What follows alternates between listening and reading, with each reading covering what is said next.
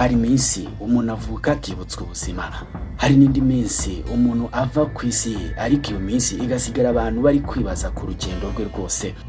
Kuri uyu wa kane tariki ya 30 Nyakanga umwaka wa 2026 u Rwanda nibwo rwakiriye inkuru y'akababaro. Senateri Donatilla Mukabalisa witabye Imana azize uburwayi aguye mu bitaro byitiriwe Umwami Faisal hano i Kigali, aho yari amaze iminsi arwariye. Ariko hari ikintu cyatumye iyi tariki irushaho kuba idasanzwe. Iyi ni nayo tariki y'amavuko ye. Donatilla Mukabalisa yari kuzuza imyaka 66 uyu munsi. Umunsi wagombaga kuba ibyishimo no kwizihiza ubuzima bwe wahindutse umunsi wo kumusezeraho. Uyu munsi reka twibuke umugore wagize uruhare rukomeye cyane mu buzima bwa politike y'u Rwanda. Reka turebe aho yatangiriye urugendo rwe mu mategeko, imyaka yamaze yakorera imiryango mpuzamahanga, ndetse n'uburyo yaje kwinjira muri politike kugeza uko yaje no kuyobora umutwe w'abadepite mu Rwanda hano imyaka isaga 10. Kandi cyane cyane n'uwe murage Senateri Donatilla Mukabalisa yabasize. Amakuru y'urupfu rwa Senateri Donatilla Mukabalisa yatangajwe na Sena y'u Rwanda kuri uyu wa kane ku itariki 30 Nyakanga 2026.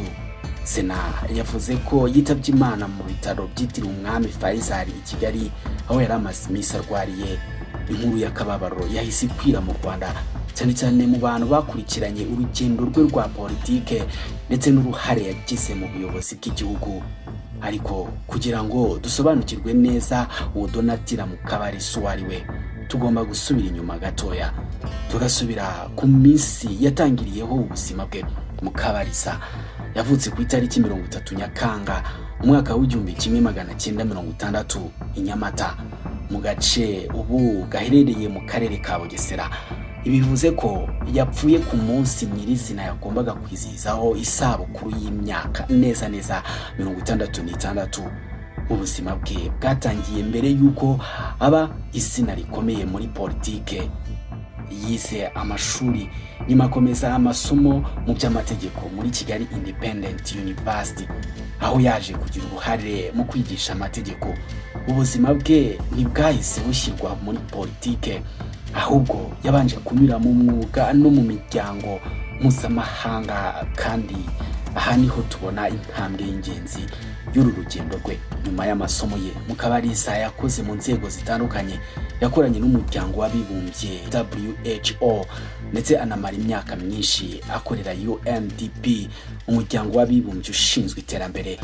Amakuru atandukanye ku buzima bwe avuga ko yamaze imyaka igera kuri 16 muri uyu muryango wa UNDP. Ibi byamuhaye ubunararibonye mu kazi mu by'imicungire y'inzego no mu mikorere y'imiryango mpuzamahanga. Ariko uko imyaka yagendaga ishira, Mukabalisa yatangiye kureba ibirenze umwuga we.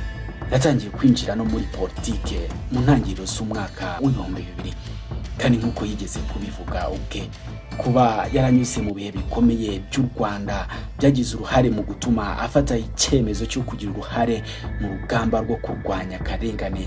Mukabalisa yinjiye muri politike binyuze mu ishyaka riharanira ukwishyura ukizana kwa muntu PL. Yaje ndetse no kugira uruhare mu nzego zitandukanye z'iri shyaka, ndetse aza no kuba umwe mu bayobozi bacyo bakomeye cyane muri politike y'igihugu. Ntabwo yahise agera ku mwanya wo hejuru cyane, kubera ko yabanje gukora ndetse no kwiga imikorere y'inzego no kugira uruhare mu bikorwa by'igihugu. Nyuma y'imyaka yo muri politike, yaje kuba umwe mu bagize inteko ishinga amategeko. Uru rugendo rukaba rwaranaje kumugeza ku mwanya watumye izina rye rimenyekana cyane hano mu Rwanda. Mu mwaka w'2013, Donatilla Mukabalisa yagizwe perezida w'umutwe w'abadepite w'u Rwanda.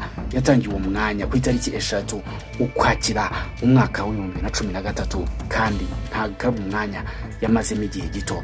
Mukabalisa yakomeje kuba ku buyobozi bw'uyu mutwe w'abadepite kugeza mu mwaka w'2024.